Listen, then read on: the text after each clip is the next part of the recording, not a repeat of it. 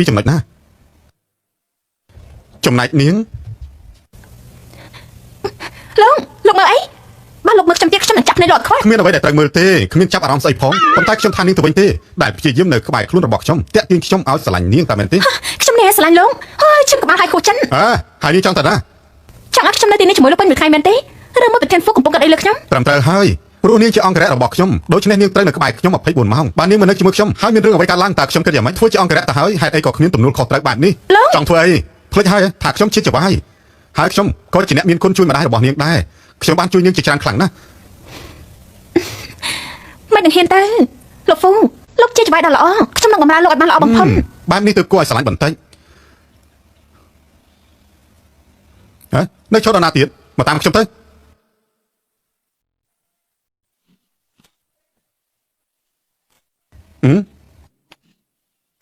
ហើយមនុស្សច្រើនណាស់នេះជាសម្លៀកបំពាក់ដែលមនុស្សរាល់គ្នាពាក់នៅទីនេះហីខ្ញុំមិនដែលឃើញនាងស្លៀកពាក់ឲ្យត្រឹមត្រូវដូចជាមនុស្សស្រីទន់ភ្លន់បានត្រឹមត្រូវទេតែចង់ខ្លាចទៅជាក្មេងស្រីដែលរឹងរូសមើលទៅនាងស្លៀកពាក់បែបនេះក៏មិនអាក្រក់ដែរបើលោកមកខ្ញុំទៀតខ្ញុំនឹងដកគ្រាប់ភ្នែកលោកចេញមកក្រៅអីឈុតនេះពិបាកដានណាហើយនាងអង្គរៈស្ដាប់បញ្ជាចវាញ់ទៅដឹងហើយឡឡណាហើយចាបងប្រុសដ៏ល្អរបស់ខ្ញុំមកដល់ហើយមកប៉ះតោះខ្ញុំជួយហេតុអីបានចាយមកជួយម្លេះគ្រាន់តែមករំសាយអារម្មណ៍ចាំបាច់អីត្រូវប្រញាប់នោះខ្ញុំមិនបានមកផ្ទះដៃអបអរណាទេនេះជួយជាពលរបស់ឯងអាចឈួតទេអ្នកណាជាអ្នកបង្រៀនឯងឲ្យនិយាយជាមួយឪពុកបែបនេះអញ្ចឹងតើលោកបានធ្វើអ្វីខ្លះមានដឹងខ្លួនច្បាស់ដែរទេកុំឲ្យខ្លួនឯងថាជាឪពុកខ្ញុំឲ្យសោះហេតុអីលោកនិយាយជាមួយប៉ារបស់លោកបែបនេះនាងជាអ្នកណាខ្ញុំគឺលើថាបងប្រុសលាក់បាំងស្រីក្មេងដែលជាអនាគតរបស់អ្នកស្រីហ្វូមែនទេមនុស្សស្រីខ្លះគ្រាន់តែសម័យចង់ចូលគ្រួសារអ្នកមានតែប៉ុណ្ណោះនាងផែជាចង់ចាប់ប្រុសអ្នកមានហើយថាម៉េចមនុស្សស្រីចូលបត់បែបនេះហ៎គ្រួសារហ្វូរបស់ខ្ញុំមានអំណាចនឹងប្រាក់រាប់សិបលានអាចជាកូនប្រុសច្បងដំណាក់អ្នកស្រីគ្រួសារហ្វូគួរតែរើសមនុស្សស្រីដែលមានកិត្តិយសស័ក្តិសមកុំយកក្មេងស្រីដែលគ្មានវងត្រកូលយើងមិនយល់ប្រាប់ទេអ្វីដែលលោកបាននិយាយមុននេះស្ដាប់ទៅពិតជាពិសេសអស្ចារ្យណាស់សមជាចាស់ទុំគួរឲ្យគោរពមែនអាចនិយាយស្អីអាចចង់លើឲ្យជឿតាំងពីខ្ញុំនៅក្មេងរហូតមកដល់ពេលនេះលោកគ្រប់គ្រងគ្រប់យ៉ាងទាំងម៉ាក់និងពេលវេលាដូច្នេះខ្ញុំសូមប្រាប់លោកឈប់សវណ្ណទៀតទៅលោកដឹងទេថាហេតុអីបានជាម៉ាក់លែងលះគឺព្រោះតែលោកជាមនុស្សដែលមិនចេះគិតគ្រួសារហ្វូបានផ្ដល់កំណត់ឲ្យឯងនឹងចិញ្ចឹមឯងឲ្យមានជីវភាពល្អបើគ្មានជាងឯងគិតថាឯងមានថ្ងៃនេះទេលោកមិនបាច់បង្កើតខ្ញុំទេជាកូនប្រុសច្បងនៅក្នុងគ្រួសារហ្វូនេះគិតថាគួរតែមានមោទនភាពដែរទេដែលមានឪពុកស្រីឃ្លានស្រឡាញ់ផលប្រយោជន៍ជាងស្រឡាញ់ប្រពន្ធកូនទៅទៀតម្ដាយរបស់ខ្ញុំជាស្ត្រីស្មោះត្រង់នេះឯងបានហើយ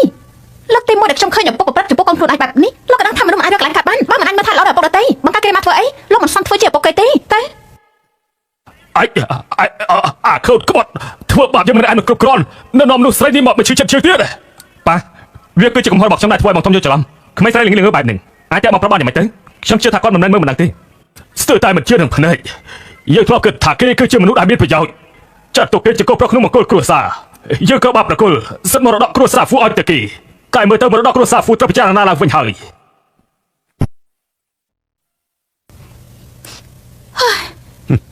ពេលនេះខ្ញុំបានរំសាយកំហឹងទៅហើយហេតុអីក៏នាងនៅខឹងខ្លាំងយ៉ាងនេះរំសាយបានយ៉ាងម៉េចមើលអ្វីដែលគាត់បានធ្វើចំពោះលោកទៅខ្ញុំមិនបានចាប់ទុកថាសមាគាត់ហាច់ជាកូនប្រុសបង្កើតគាត់តែមើលទង្វើគាត់ចុះនឹងថាគាត់ថាជាពុកទៀនមនុស្សគាត់តែពីផលប្រយោជន៍គ្មានក្តីស្រឡាញ់ចំពោះគាត់មិនទេទើបតែឃើញនៅពេលនេះនាងហាក់ដូចជាបារម្ភពីខ្ញុំណាតើវាអាចទៅរួចទេនាងមានចិត្តមកលើខ្ញុំខ្វះស្វាត់ដូចជាលោកអ្នកណាគេស្រឡាញ់ទៅនាងវៃនាងចង់សម្រាប់ខ្ញុំតើមែនទេអ្នកណាលោកគាត់មិនចិត្តខ្ញុំនៅនិយាយថាខ្ញុំមានចិត្តលើលោកទៀនលោកខ្លួនឯងពេកតែដឹងមានចិត្តស្អីទៅ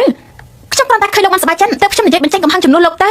បានចឹងល្អហើយខ្ញុំប្រាប់នាងសំដីទាំងអស់នៅពេលនេះគ្រាន់តែពិធីដោះស្រាយជាមួយគេតែប៉ុណ្ណោះប៉ុន្តែជាលោកស្រីហ្វូនៅពេលនេះកុំគិតចង់បានឯសោះអ្នកណាខ្វល់ប៉ុន្តែនៅកន្លែងវាកូនកូនស្ដាប់តាមការសន្ទនារបស់ពួកគេឪពុកម្ដាយគេទៅតែលែងលះនៅដើមឆ្នាំនេះលោកហ្វូអ្នកនាងសាទៅដល់ក្រុមហ៊ុនហើយបើអញ្ចឹងជូនស៊ីវាយទៅមន្ទីរពេទ្យបន្ទាប់មកចាំត្រឡប់ទៅសន្តាគារខ្ញុំលើថាក្រុមហ៊ុនហ្វូរបស់យើងជិតមានលោកស្រីហ្វូហើយស្ត្រីដែលមកថ្ងៃនេះនាងអាចជាអនាគតលោកស្រីហ្វូបើតាមដឹងគឺនាងតកោសៀឈប់សិនអ្នកនាងសៀជាអ្នកណាគាត់គឺជាអ្នកដែលធ្លាប់ជួយសង្គ្រោះលោកហ្វូយ៉ាងម៉េចនាងដូចជាចាប់អារម្មណ៍ខ្លាំងម្ល៉េះតើខ្ញុំ